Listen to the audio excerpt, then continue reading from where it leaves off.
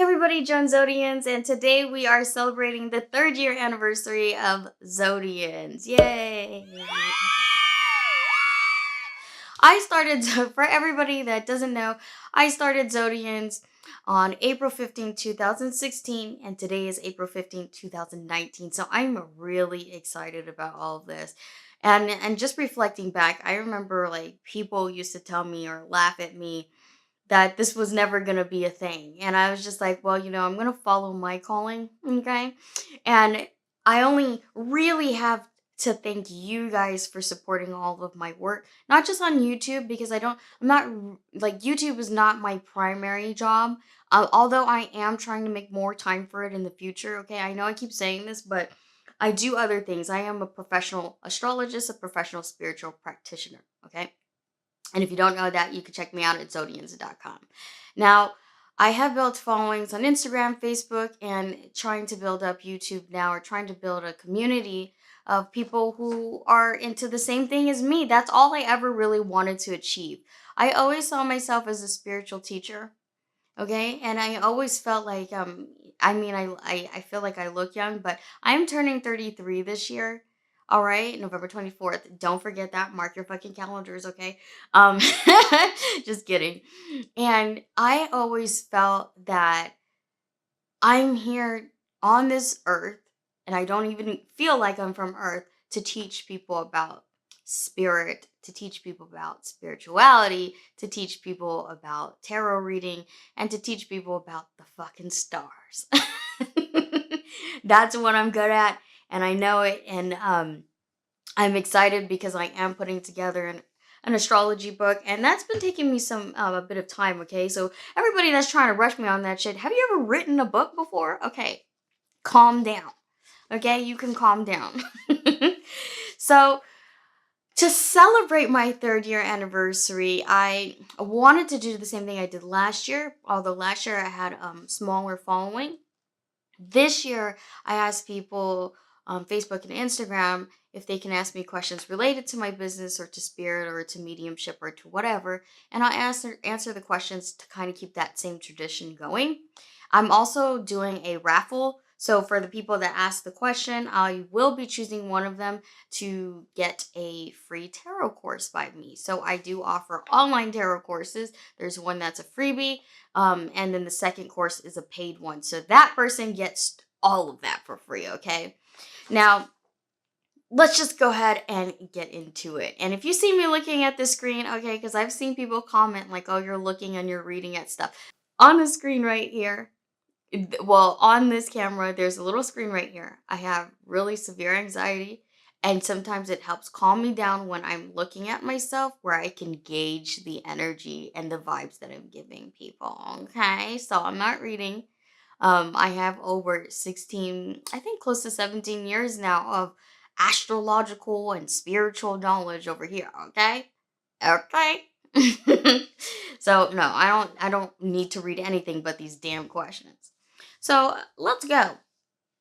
The first one, and I will include the little screenshots here. The first one is Melissa Henske. And if I say your name incorrectly, then I apologize for that, okay?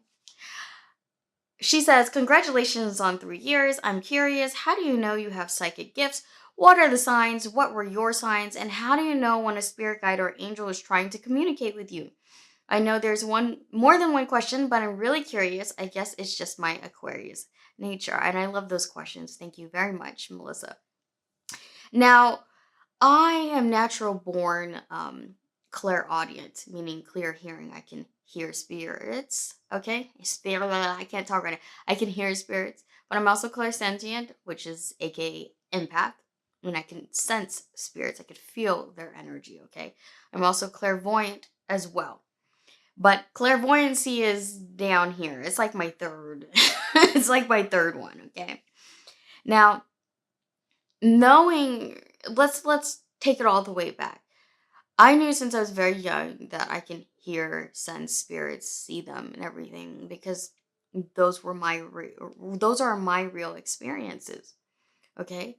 Knowing that I was psychic came along later.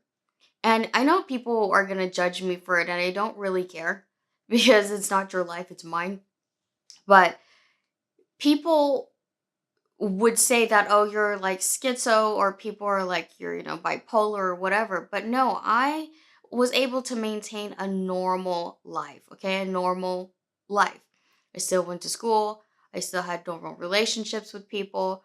I still was able to hold back the divine gifts in myself, and, bring them out only when it was time to share them with the world. Yeah, I feel like everybody has their moment when they no longer want to be superficial, or no longer, want to conform. That's how I felt. So I always knew that the gifts were there. It was a matter of time of when I wanted to share it with the world. And it just so happened, I waited till I was much older, after I had a long career of doing marketing and design and all of that. I had a really successful career, but it came to a point where I was like, I don't want to be superficial anymore. I don't want to live that kind of life. I want to belong to the spiritual realm. And that's what I chose to do for the past 3 years professionally. Okay. Before this, I did it more as a hobby and everything. It was just more of things that, I would kind of put it out there for people, and they'd be like, oh, that's a little weird. But I was always into it. Okay. Now, what are the signs? What were your signs? To be straightforward, like, just because some signs work for me does not mean it's going to work for you. Okay. It doesn't mean it's going to work for the other person. All right. Now, signs can come from spirits in different ways, because I can hear them, sense them, see them. It's not very difficult for me. You know what I mean? It's not very difficult to know that a spirit is around, or a spirit wants to communicate with me. But for other people who have suppressed their third eye, for those of you who are too scared of the paranormal, okay, paranormal, it's not really scary over there. You will find that the universe will kind of throw you things, little tidbits of signs. Some people, they see feathers. Some people see, like, animals, like, out of nowhere. You know what I mean? Certain animals will come, like animal symbolism, okay? Or some people will have prophetic dreams, right? It might come to them in dream. Uh, Spirit also might come to you when through numbers, right? Numerology might speak to you. And that's why we spiritual practitioners find divination tools to interpret these kinds of messages, just to educate you guys. Okay, how do you know when a spirit guide or angel is trying to communicate with you? That's the same thing. Well, that's basically like the same. I answered that question. So when a higher spirit is trying to communicate with you, like an angel, okay, you have to gauge the energy there. If you can't see them, you can't hear them, you have to gauge the energy. And when you're speaking to a higher spirit, like an angel, you're going to feel light and warm. You're going to feel peace. Versus when you speak to a lower spirit, right? Like a deceased person, or somebody who hasn't been to the light yet, okay? They will be very heavy. They will be very depressed, very toxic. It'll take you to your lower self versus taking you to your higher self. You feel me on that? So that's the difference between the two. So yeah, good questions, Melissa, and also angel numbers as well. Again, back to numerology. A lot of people take numbers like 11, 22, 23, 33, and or 44, right? Bunch of numbers that are repetitive, and take that as angel numbers. I know that I do that, and it little things, nothing is a coincidence to me. Nothing's coincidence. Everything is divine timing. Everything is where it should be when it is there, when you acknowledge it. You feel me on that? Okay, next question.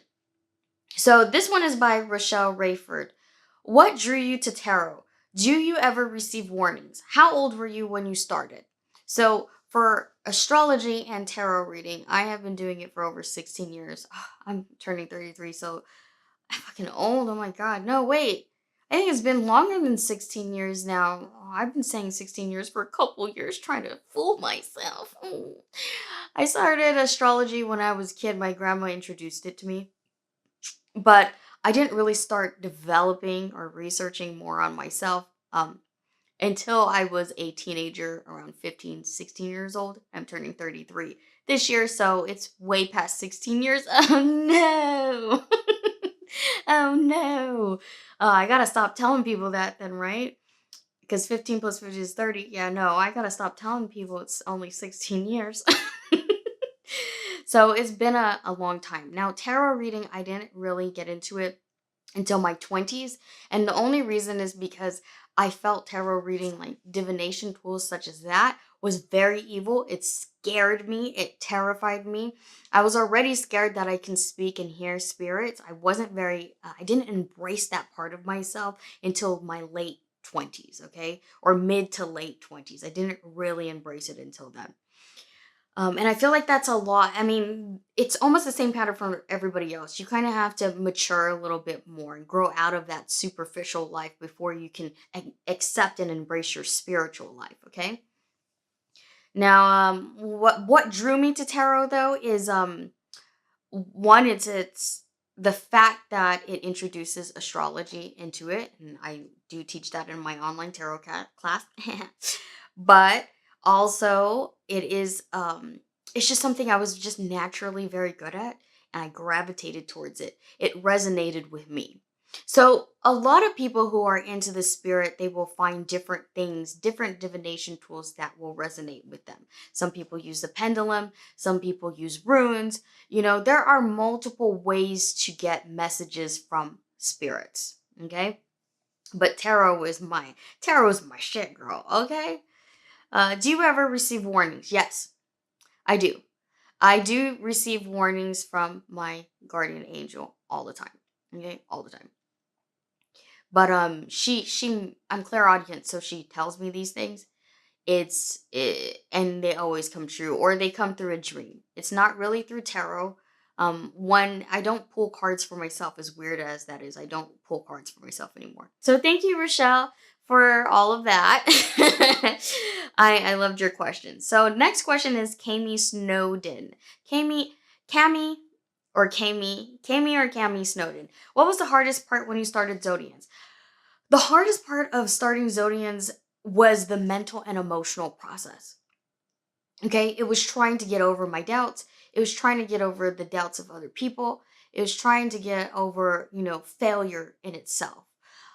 Before I started Zodianz, I had a marketing company. Before then, I was a marketing manager, director, social media manager. I was all of these creative and communicative things, but they had no meaning to me. Like, I was very good and talented at it. People wanted to keep me. But my soul wanted to do something else. And it wasn't until I started Zodiacs in 2016 where I was just like, you know what, we'll see where it goes. Because it started off as just a retail company. And then I started making Zodiac memes. And then that blew up. And then it slowly evolved into my spiritual, knowledge. It slowly evolved into what it is today. And I'm very excited about it. Like, I don't regret it at all. But that was probably the hardest part. It wasn't the financial part because I started it with little to no money, right? I didn't spend thousands of dollars to start Zodians, not at all. I think I spent only like $500 or $600 to start everything. And that was just mostly for licensing and everything. Here in California, it's pretty expensive, right? So thank you for that, Kimmy. Hopefully that helps you. Miss Tisha T. Miss Tisha T. Did you battle with yourself or struggle to share your gifts? Yes, definitely. Like I said, it is very nerve-wracking, I guess, when people always doubt you. But I've learned over time that people will do that anyways. Even people that are watching this right now are probably doubting me. But you have to be able to put those things aside because God will provide you the souls that you need to help. Okay? And I learned that over time. And for somebody who has really high anxiety, it was very hard for me to stop being critical of myself more than anybody else. I'm harder on myself than anybody else is. So it was more of the struggle of trying to cope with something new and trying to adapt to building a business versus wanting to work for somebody else. That was a very big struggle with me. But as far as like sharing my gifts with people, I woke up one day, and I was said, fuck it. This is who I am. And if people want to accept it, they'll accept it. And if they don't, it's not my problem. It's not my problem. Because when somebody is hateful, when somebody is mean or harassing you or whatever their issue is with you, that is an issue or insecurity in themselves. It has nothing to do with you. So if you are looking to share your gifts with people, ask yourself why you're holding yourself back. Okay? Nobody else is holding you back. They can say whatever they want to say. But if you are holding yourself back, then you are doing yourself an injustice, okay? Nobody else is doing that to you. All right. Next question. So Nova Sanad. I'm probably saying your username wrong, so I'm so sorry for that. I want to know how and why you use tarot to guide your business. What inspires you to be a medium? What drew you in? Tarot does not guide my business. I guide my business. However, I am a tarot reader because I use that as a tool to speak to spirit. Okay? And I always tell people that divination tools are just that. They're divination tools. They're not the gift itself. They just help you interpret cryptic messages, okay? Or it can help you interpret spirit messages, all right? Now, I don't pull cards. Maybe I'm misunderstanding your question, but I don't pull cards for my business at all. Again, I have lots of years of experience working with CEOs and working with businesses. So to me, it's business is within the physical realm versus my skills and talents, my gifts live in the spiritual realm. You feel me on that? Two different things. What inspires you to be a medium? I am a medium naturally, so it doesn't. I guess I don't really feel inspired to be a medium more than I accept that I am a medium. Make sense? Like, yeah, nothing inspires me more than helping people. That's really what it is. I love helping people. I've always loved helping people. And now I just help them through their soul, through their spirit. There was times before where I used to take therapy and I would always disagree with my therapist. Always. I'd be like, yeah, I mean, that's practical, realistic advice, but what about the soul? And they never wanted to talk about the soul.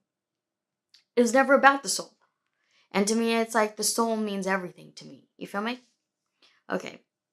And what drew you in? But I kind of already answered that in the beginning of my video, where it was just it's natural for me. It was a natural transition for me to move from one space to the other. All right. And last question from your goddessy: what do you like most about your gift? How long did it take for you to accept it? Where is your podcast located? How do you deal with the cons of your gift, talent? Do you have a day that you shut yourself from the world and do spiritual cleansing? I have many questions. That's just to start out a few. Okay, girl. I love these questions. I love these questions and I love answering them and educating people. So you're good. You're good. So what do I like most about my gift? Um, well, I love that I help people with my gifts. You know, I love that I have I love having visions. I love that weird part of myself, that weird kind of quality that I don't know how else to explain it, but I love being able to communicate with the spirits and living in my higher self. I love that part of myself. I love being spiritual because of it. And it's not more of an egotistical thing. I love living life every day now where I'm very peaceful. As I said earlier, I struggle with lots of severe anxiety. And I find that spirituality and accepting my gifts has changed from being, neurotic to being very peaceful in myself. Like I have found a lot of peace because of the spirits and spirituality and following my calling, my gifts. Okay. So I love healing myself and healing other people. How long did it take for you to accept it? I think I answered this already. It took me a long time to grow out of my superficiality. Back then, when I was a lot younger, I was like, I gotta have the car, I gotta have the house, I gotta have the money. And I was doing that. I was making close to six figures a year. That's what I'm saying. I know I'm not crazy. I can live a very normal life. But all of that just didn't matter to me. It just got to that point where I was like, I don't want to live this life. People were taking from me, which I was willingly giving to them all my creative talent. But that was all meaningless to me because I wanted to build a business. I wanted to build something for me that really helped people, not just in this lifetime, but the next. I want to leave that kind of legacy. But yeah. So accepting that part of myself and embracing that part of myself, embracing my destiny, took me until about 3 years ago. 3 years ago. So 3 years ago, because I'm turning 33 this year, that I was around 29, 30. That's when I really accepted it. I mean, I was already getting pushed there, but it was around that time where I was like, I'm doing it. I'm going all in. All right. Where is your podcast located? So you can find my podcast on Zodianz.com under Zodiac Taroscopes, or you can find it on iTunes, or you can find it on Google Play. You can find it on Spotify, or you can find it on Facebook or YouTube. I upload that everywhere because I love talking about the stars and the spirit. That's why I named it Spiritual Sundays, because I love including both of them and helping people as much as possible. Okay. Do you deal with the cons of your gift talent? Yeah, I mean, there's pros and cons to everything.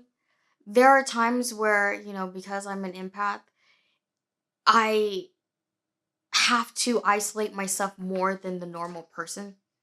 I find myself when my friends want to be my friends and they want to share things with me, I'm not, because I do it professionally or helping people professionally now, I really don't want to live in a lower space with people anymore.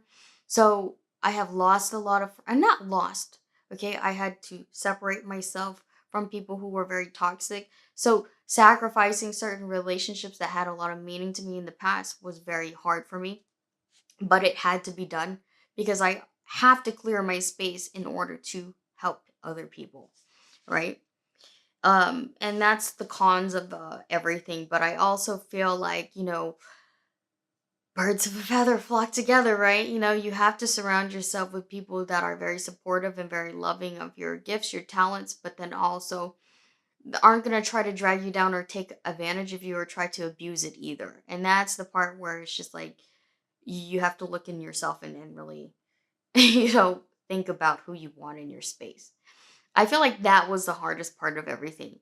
And even now when I have like my best friends, they would call me, or or just even family would call me and try to tell me about their problems. It is very hard for me to bring myself to a place that thinks more emotionally, right? Because I'm always thinking from a higher space, my higher self. That's kind of hard to explain, but I think you know what I mean. All right, moving on. Do you have a day that you shut yourself from the world and do a spiritual cleansing? Well, I give a lot of sessions throughout the week. So I have to do a lot of spiritual cleansing, right? I have to do a lot of cleansing in my actual home, like doing sage or incense, or like, just meditating a lot, reflecting, and releasing. So reflecting and releasing energy from myself, it's continuous. It's never like, do you just have one day? It's several days out of the week where I do it. I do have mental health Mondays now, where I do shut myself off from the world on Mondays. I really think about my own mental health.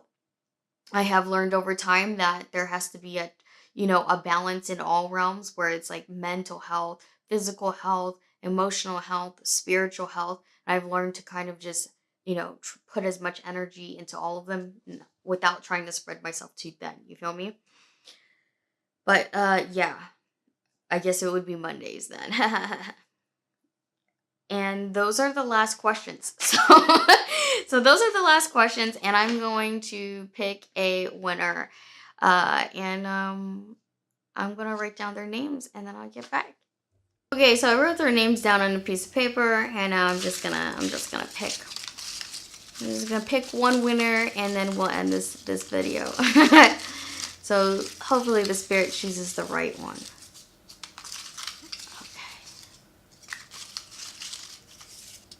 I don't know if you can see that or not.